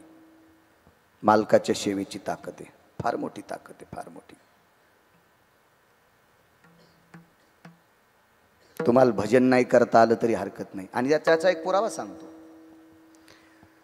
तुम्हाला नाही विना घेतला, नाही भजन केलं, नाही कीर्तन करता आलं किंवा काही ताण घेऊ नका. तुम्ही किती मोठे आहात सांगू का? कीर्तनकाराला जन्म द्यायचा तुमच्या हातात आहे. भागवतकाराला जन्म द्यायचा, रामायणकाराला जन्म द्यायचा, शिवपुराणकाराला जन्म द्यायचा तुमच्या हातात आहे. वारकऱ्याला जन्म द्यायचा, ज्ञानोबरायला जन्म तुम्ही दिला, तुकोबरायला जन्म तुम्ही दिला, सावताबाबाला जन्म तुम्ही दिला, नाथबाबाला जन्म तुम्ही दिला, नामदेवरायला जन्म तुम्ही दिला, सेना महाराजांना जन्म तुम्ही दिला, चोखोबरायला जन्म तुम्ही दिलाय, रविदासांना जन्म तुम्ही दिलाय, कबीरांना जन्म तुम्ही दिलाय, छत्रपती शिवाजी महाराजांना जन्म तुम्ही दिलाय, शंभूराजांना जन्म तुम्ही दिलाय, धर्मनिरपेक्ष महाराणा प्रतापांना जन्म तुम्ही दिलाय. किती मोठे आहात माझ्या माईनं तुम्ही, किती मोठ्या. इथं बसलेली हजारो लोक गिरगावच्या बाळ्याला इकत घेतील. कशाला एवढी जत्रा भरली का नाही? जवळचाच बाळ्या होता. इतक्या जवळच्या महाराजासाठी इतके लोक येत असतात का? इथं बसलेली हजारो गिरगावच्या बाळ्याला इकत घेतील. तरी पण तुम्ही माझ्या पुढे बसलात. मला सुद्धा एका महाराष्ट्रातल्या स्त्रीने जन्म दिलाय. इतक्या मोठ्या आहात तुम्ही, इतक्या मोठ्या माझ्या माईने, इतक्या मोठ्या आहात. तुम्हाला बाकी काही गोष्टी करायची गरज नाही. फक्त कुटुंबातल्या लोकांची गोडशी सेवा. महाराज लोपामुद्रा नावाची तुमच्यातली एक स्त्री होऊन गेली. ती पंढरपुरातल्या मालकाच्या पाया पडली नाही, मर्यादा पुरुषोत्तम रामचंद्रांच्या पाया पडली नाही, रामचंद्र तिच्या नवबाऱ्या पाया पडली. शितीने विचारलं काय मिळेल? मोकळे बस म्हणले. आपल्याला पाया पडू दिलंय मोठे, पण केलं काय? ती जीवनात दिवसात 3दा दर्शन पतीचं घेते, सकाळ दुपार आणि संध्याकाळ. नवऱ्याचं दर्शन घेणाऱ्या बाईच्या पाया मर्यादा पुरुषोत्तम रामचंद्र पडतात. तिची देवावरी सत्ता. माझ्या माईंनो राग येऊ दे नका गिरगावकराचा. नवऱ्याच्या पाया पडत जा. एक बाई म्हणली त्याची लायकीच नाही पाया पडायची, तरी पडत आहे. माझा स्वार्थ नाही माझ्या माईंनो, माझ्या देशाचा स्वार्थ आहे, या पवित्र भारताचा स्वार्थ आहे. नालायक नवऱ्याच्या पण पत्नीनं पाया पडायचं. कारण सांगतो, नवऱ्यानं जर हरामखोरपणा केला आणि त्या हरामखोरपणाला कंटाळून जर आईनं नालायकपणा केला तर तुमच्या पोटी जन्माला येणाऱ्या मुलीची मुलाची काय अवस्था होईल? म्हणून माझ्या माईंनो तुमच्या चप्पलला स्पर्श करून प्रणाम करतो. त्यानं किती जरी नालायकपणा केला तरी करू द्या, त्याच्या पायाच पडा. आणि आपली मुलगी आणि मुलगा पक्षीन जशी आपली पंखाखाली सांभाळते तसे आपल्या बाळाला तुम्ही मोठं करा माझ्या माईंनो.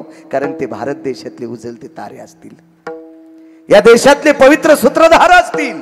याच्या करता हा माझ्या देशाचा स्वार्थ आहे. आणि तुम्ही ऐकू शकता, मुंगळे कोणीकडे थुत्र करून चलत आहेत, मुंग्या रांगा सोडित नसतात. म्हणून उपदेश मुंगळ्यांना नाही, मुंग्यांना आहे. आता जरासं बरं वाटलं त्याला. पहिल्यांदा म्हणले असते मा या गावातल्या लोकांनी हे मेलेला आणलंच कशाला, आमच्यावर बॉम्ब टाकतो. नाही माझ्या माईंनो, माझा स्वार्थ आहे.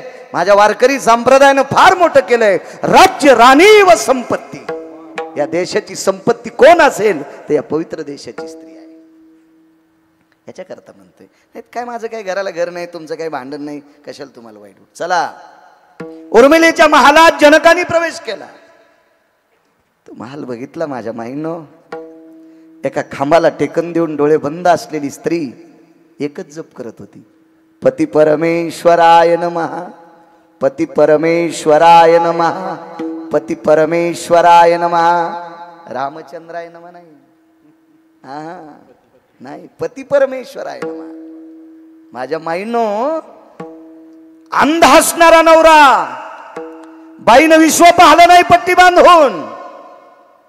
नवऱ्याच्या मूर्खपणामुळं डोळे असून विश्व न पाहणाऱ्या पतिव्रता स्त्रीला जंगलात जायची वेळ आली. नवऱ्याच्या सेवेची ताकद आहे का माझ्या माईंनो? भूक लागलेला वाघ ज्या वेळेला धृतराष्ट्राकडे धाव घेतो, पायाखालच्या वाळलेल्या काड्या आणि पानं चुरगाळत असताना बाईच्या लक्षात आले आपल्या पतीकडे धाव घेतोय आणि तात्काळ त्या वेगानं तिकडे जवळ गेली आणि मालकाच्या हाताला स्पर्श केला. महाराज, पतिव्रतेनं मालकाला स्पर्श केल्याबरोबर हिंस्र पशु सुद्धा वापस गेला. इतकी तुमच्यात ताकद आहे. आपल्या पतीच्या स्त्रीच्या वैभवामुळे, पातिव्रतेच्या गुणामुळे हिंस्र पशु सुद्धा तिच्या नालायक पतीला कुरतडत नव्हता. इतकी तुमच्यातल्या पतिव्रतेची ताकद आहे. एवढी मोठी शक्ती आहे तुमच्यात, एवढी मोठी शक्ती आहे. चला, खांबाला हात देऊन आपल्या पतीच्या नामाचा जप करत बसलेली आवाज दिला, उर्मिला. नाही बोलल्या. दुसरा आवाज पडला, उर्मिला. नाही बोलल्या. महाराज, दुःख वाटलं काकाला. एवढा मोठा मिथिलेचा राजा मी पुतणी करता आलोय आणि मी 2 आवाज देऊन बोलत नाही, तिसऱ्यांदा आवाज दिला, उर्मिला. काका, तुमचं काय मत आहे ते लवकर आठवा, कारण तुम्ही जर जास्त बोलत राहिले तर माझ्या भजनाला व्यत्यय येतोय. तुमचं काय मत आहे ते सांगा. महाराज, भाव ऐकल्याबरोबर सीतेला वाट लावत असताना जितके जनक रडले नाही का, तितके उर्मिलेचा शब्द ऐकल्यावर रडू लागले. माय,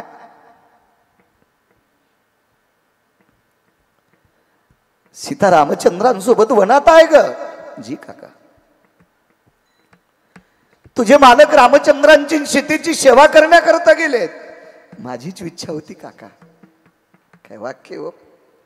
माझीच इच्छा होती काका, माझ्या पतीने ज्येष्ठाची सेवा करण्याकरता जावी. एक बोलू का ग ताई? काय काका, मला असं वाटते ते येईपर्यंत तू माहेरात चाल ना ग. काय वाक्य बोलावं काका. जिच्या पतीनं पाण्याचा थेंब न घेता ज्येष्ठाची सेवा करण्याकरता वनात जावा, ज्या ज्येष्ठाला विश्वाची ताकद, ज्याच्या विश्वाचा देव आहे असा ज्येष्ठ मर्यादा पुरुषोत्तम रामचंद्र अंगावर झाडाची साल पांघरून जावा. कोणाला श्रीमंत आणि कोणाला भिकारी करायचं, जिला लक्ष्मी म्हणावा ती माझी बहीण बिना चप्पलची दगड उशाला घेऊन वनात झोपते. आणि त्याच पवित्र कुळातल्या मुलीनं मालक वनात असताना, मोठी जाऊ वनात असताना, विश्वाचा बाप वनात असताना भजन बंद करून माहेरात लाडू खावा नकोय काका. काका, त्या माहेरातल्या सुखाला आग लागो, आगी लागो तया सुखा. नाही गेल्या उर्मिला. का? परमार्थात आडवं येते. ते सुख परमार्थ करू देत नाही. बघा भरताचं जीवन. एका सर्पिणीचं चरित्र वेगळं झालं का? कधी झाला म्हणतो आजे. एका सर्पिणीचं आणि भरताचं चरित्र आहे. सर्पाची पिलं चावत होते. आईनं सांगितलं नका चावू रे, चावू नका. मुलाने विचारला, ही भजन करणारा साधू आहे. त्याच्या मांडीवरची लंगोटी बाजूला सरकली, लालबुंद त्वचा होती. राजकुमार होते भरत, राजाचा पुत्र आहे.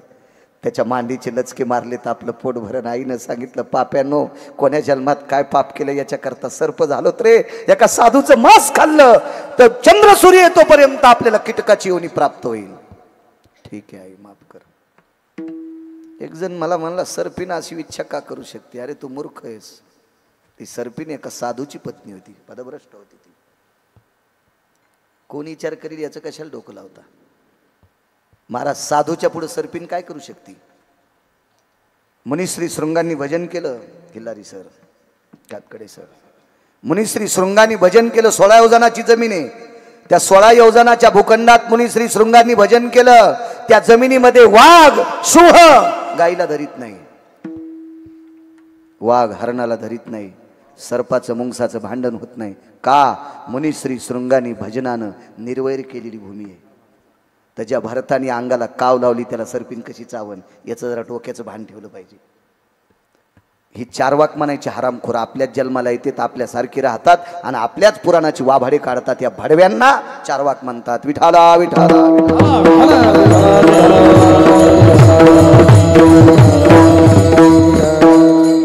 भरताला त्या सर्पिणीने विचारलं, राजकुमार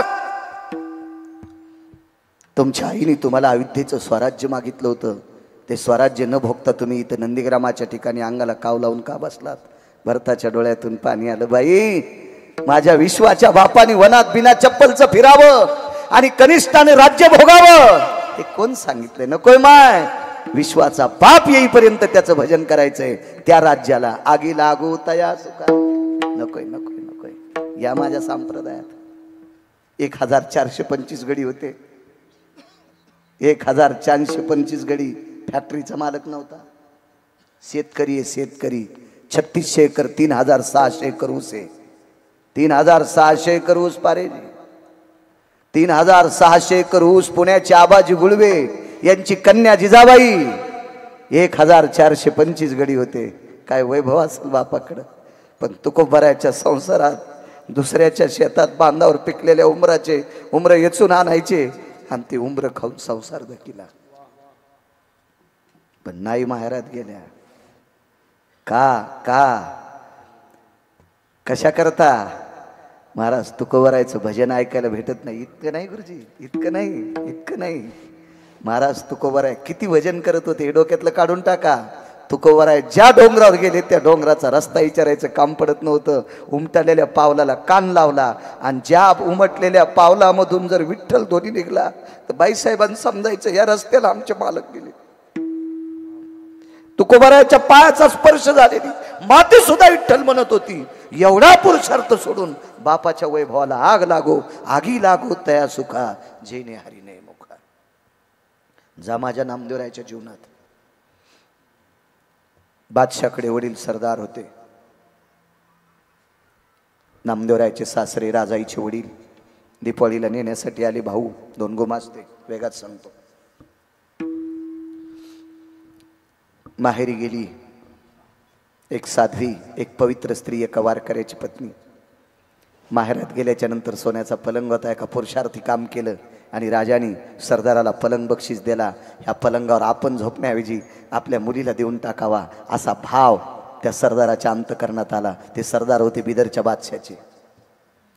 दामूशेट्टीचे व्याही, गोणाबाईचे व्याही, राजाईचे बाबा, नामदेवरायांचे सासरे. तो पलंग जशाल तसा ठेवला. मुलगी दिपाळीला आल्याच्या नंतर झोपायला टाकला. नाही झोपले आईसाहेब. एकांतात सोबत गेलेली 2 गुमास्ते आणि मुलाला विचारलं, बाळा आपल्या ताईची परिस्थिती कशी आहे? भावानं सांगितलं बाबा. मुलानं सांगितलं बाबा मी सांगू शकत नाही, कारण बहिणीनं भावाला सांगितलं होतं तुला माझी शपथ आहे, माझी परिस्थिती जर आई बाबाला सांगशील तर बहीण मेलेली ऐकशील. भावान परिस्थिती सांगितली नाही. पण सोबत गेलेली 2 गुमास्ते होते. त्या गुमास्त्याला एकांतात घेतला, आतून दार लावलं. बिदरच्या बादशाच्या सरदारांनी प्रश्न केला नामदेवरायच्या सासऱ्यांनी, का रे तुमच्यावर मी किती प्रेम केलं? त्या 2 नौकरांना सांगितलं मालक मायबाप जितकं प्रेम करतात त्याच्या कोटीपटीनं तुम्ही माझ्यावर प्रेम केलंय. मग मायबापा इतकं प्रेम करणाऱ्या सरदाराची शपथ आहे, आमच्या जावयाची परिस्थिती कशी सांगा. डोळे भरून आले. चंद्रभागेचं पाणी गेल्यावर पेलोत आणि वापस येताना चंद्रभागेचं पाणी पेलोत, जेवलोत घरीच. तुमच्या लेकीच्या इथं जावायची तर जेवायला सुद्धा नाही. बापानं त्या दिवशी मुलीची हजेरी घेतली. माय एवढी मोठी गावरान तुपातली चणचणीत पदार्थ आहे, जेव म्हणलं तरी थोडासा पदार्थ खाते, पोटभर जेवत नाहीस. तुझ्या घरी गोदडी झोपायला येते तर सोन्याचा पलंग याच्यावर झोपत नाहीस. ऐका म्हणे बाबा माझ्या घरात ती सगळी लोक कण्या खातेत पण 2 टाइम भजन करतात. माझ्या घरात झोपायला गोदडे आहेत पण आमच्या घरात टाळ चिपळी विना वाजतोय. इथं सोन्याचा पलंग आहे पण या वाड्यात टाळ ऐकायला येत नाही. इथं गावरान तुपातली पदार्थ आहेत पण इथं टाळ ऐकायला भेटत नाही. बाबा मी झोपड्यात राहते, दर 3 दिवसाला पोटभर जेवते, 2 दिवस 2-2च पळ्या कण्या खाते, पण त्या घरामध्ये अविरत विटेवरच्या मालकाचं भजन ऐकायला भेटतंय.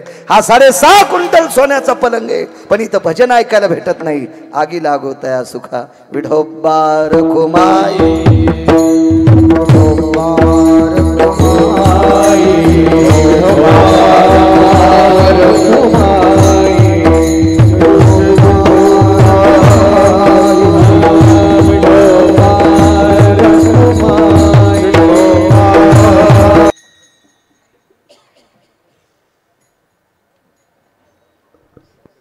मोठ्या 2 मिनिट बसा बसा 2 मिनिट बसा. गावातील पंचक्रोशीतील सर्व तरुणांना एक विनंती करेल. राजे हो, वाट्याला जे आलेलं ते काम करा जा रे, काम करा जा. ज्याचं शिक्षण संपलंय त्यानं बापानं कमवलेली ज्वारी नका खाऊ रे. 8 रुपयाची भाकरी खात असेल तर 80 रुपये संध्याकाळी घरी आणि जाय राजा, तरी तर तू लग्न करण्याच्या लायकीचा आहेस. काम कर जा, काम कर जा. एक तरुण मला म्हणला, आम्हाला एक महाराज भेटले ते म्हणले पैसे का संघ बांधून न्यायचेत का. अरे ऐकू नको त्या सुंबळ्या महाराजाचं रे, त्याचं कशाला ऐकतो. त्यानं पैशाच्या गाद्या केल्यात आणि त्याचं कशाला ऐकतो. तुला जर बायको जगवायची असेल, लग्न करायचं असेल तर 2 पैसे कमव जाय. अर्थ नावाचा पुरुषार्थ आहे आपल्या जवळचा संपला गुरुजी, की आपल्या रक्ताच्या नात्यातले हरामखोर पाहुणे सुद्धा आपल्याला पत्रिका देत नाही तो. त्याच्यामुळं कोणाच्या वाट्याला शेती असेल, नोकरी असेल, काय असेल, 2 पैसे घरी आणा. अर्थ नावाचा पुरुषार्थ आहे. देव आणि संत हे फार मोठे आहेत, पण धर्म करायचा असेल तर पैसा लागतो. एवढा मोठा मंडप तुम्ही गावकऱ्यांनी दिलाय. त्या मंडपावाल्यानं सांगितलं का तुम्ही आता सप्ताह करायले तुम्हाला फुकटच देतो, कारण त्याला बायको असेल ना. काय मंडपावाला संन्याशी थोडाचे जिजा, त्यालाही लेकरं बाळा असतील का नाही. म्हणून धर्म जर करायचा असेल तर अर्थ लागतो राजे हो. याच्या पलीकडे सांगू का, 2 पैसे कमवणाऱ्याच्या पुढं बायको नंदीबाईला आणि झुलती. हां, धनवंत पुरुषाशी स्त्री लवथव करी कैशी. मी तरी नंदीबाईल म्हणलो, आळंदीतले मालक दुसरंच म्हणले पण नको. हो, सदा शृंगार भूषणे कांता लवे बहुमाने. तरुणांनी काम करा जा.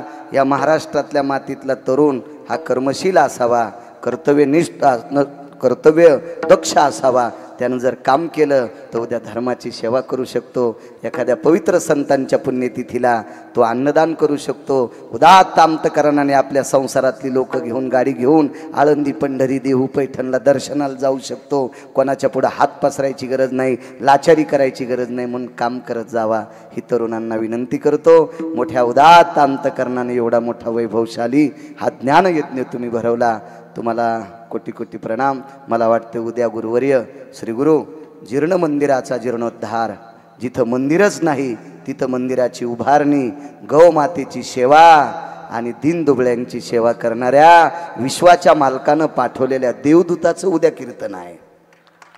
श्री गुरु पाचपोर बाबा माझ्या अंतकरणातलं अत्यंत सात्विक रत्न, मी त्यांचं ऐकूनच गौशाळा बांधली.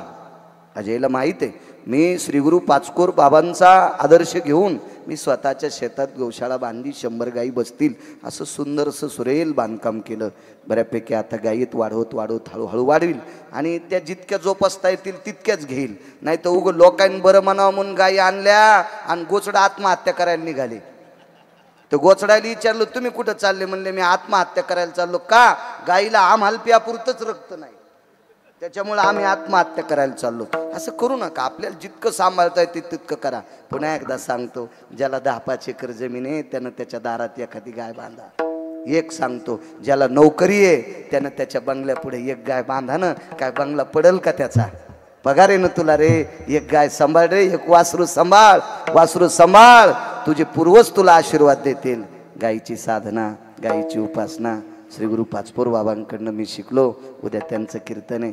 अशीच गर्दी करा ही तुम्हाला विनंती करतो. आणि गावकऱ्यांनी मोठ्या उल्हासात एवढा मोठा यज्ञ केला. गावकऱ्यांच्या वतीनं अजय लवडे गरजा महाराष्ट्र तो चॅनल चालवतोय, त्यानं मला संपर्क केला. त्याच्याकडं ते पुन्हा उद्योगी आहेत, ते त्याच्याकडं मला वाटते वरद का विघ्नहर कलरचं दुकान सुद्धा आहे, काम करतोय ते. मला रिकाम एक पोरग माझ्यासोबत 8 सोबत होतं, 8 दिवस होतो.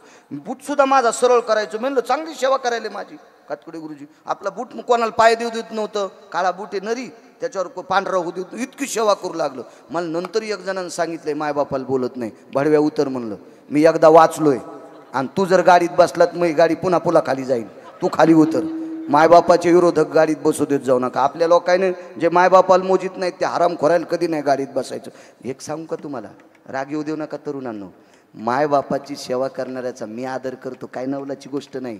माझ्या देहूतले मालक पाया पडतात. नमो तया माता पित्याचे पालन आणि नमो त्या वचन सत्यवदे. आईवडिलाचं दर्शन घेणारा जगात सर्वश्रेष्ठ आहे, सर्वश्रेष्ठ. उपस्थित आमचे गिरिजनात मृदंगाचार्य, मोठ्या वैभवशाली परंपरेत श्री गुरु माझ्या गुरुवर्य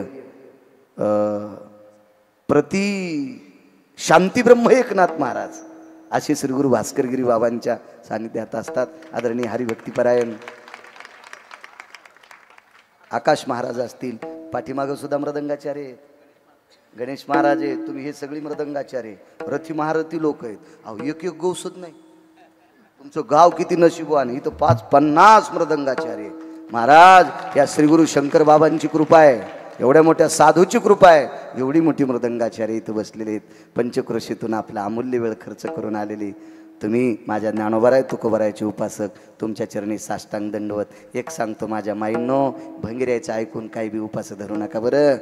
भंगिऱ्याचं ऐकून उपास धरू नका.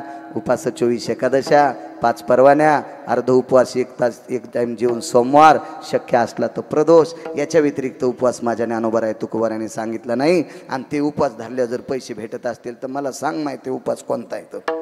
असं काही नसते. उगं हेमोग्लोबिन कमी कर, व्यसनी नाहीत तरी आपल्या बायका आजारी पडतात. या भंगिरेनं सांगितलेले वृत्त करतात. करू नका. तुमच्या चपलाला हात लावून प्रणाम करतो. फक्त माझ्या ज्ञानोबाराय तुकोबारायनं सांगितलेलेच उपवास करा, त्याच्या व्यतिरिक्त वेग सुद्धा करू नका, ही तुम्हाला विनंती करतो. सर्वांना प्रणाम करतो. गावकऱ्यांना पुनश्च एकदा धन्यवाद देतो. एक छोटंसं गाव आहे. खरं तर त्यांचा विचार केला, या गावानं एवढा मोठा सप्ताह करणं म्हणजे नातवानं आज याला कडाल घेणं. गुरुजी नातवानं आजोबाला कडेवर घेणं. फार छोटंसं गाव आहे. 700-800 मतदान म्हणजे गावाचं आहेच काय, किती परिस्थिती. आणि एवढं मोठं वैभवशाली केलं. असं तुम्ही परमार्थात वैभव दाखवता, याबद्दल तुम्हाला प्रणाम. नाही तर असे लय हरामखोर आहेत. एक जणानं गोव्यात पोरीच्या वाढदिवसाला 32 लाख खर्चिले आणि जहाजात वाढदिवस केला. तिथं का हरिपाठ होता, का गाथा होता, का ज्ञानेश्वरी होती. आज्याची 9 एकर जमीन इकली, गोव्यात पोरीचा वाढदिवस केला. म्हणलं महाराज जमलं का नाही. म्हणलं मला भेटलाच तरी पाप लागलं. एकानं बापाची 3 एकर जमीन इकली आणि मलेशियात स्वतःचा वाढदिवस केला. आणि येताना 4 पायाचं कुत्रं घेऊन आलं. 2 पायाचं कुत्रं विमानात 4 पायाचं कुत्रं आणलं बापाची जमीन इकून. इतके काही काही कुठं जोर दाखविणार येत ना, त्याला कुठं वर्णन करीत असतात का. तुम्ही माझ्या धर्म कार्याकरता स्वतःच्या शक्तीचा जोर दाखवला, याच्याकरता तुम्हाला धन्यवाद. ज्ञानेश्वर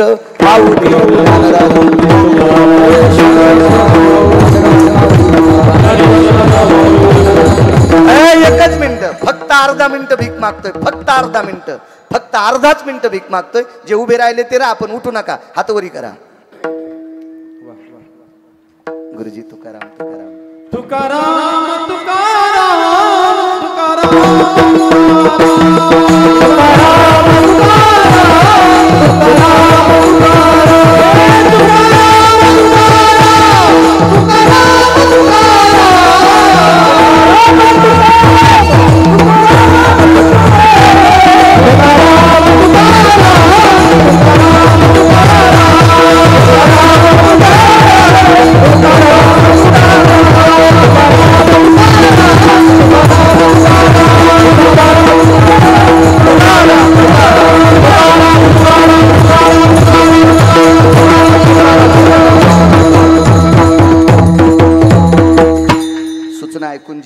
सांगा. 1 मिनिटात सूचना उद्याची सांगा. फक्त 1 ते 1.5 मिनिटं थांबा. 1 ते 1.5 मिनिटं लवकर सांगा सूचना.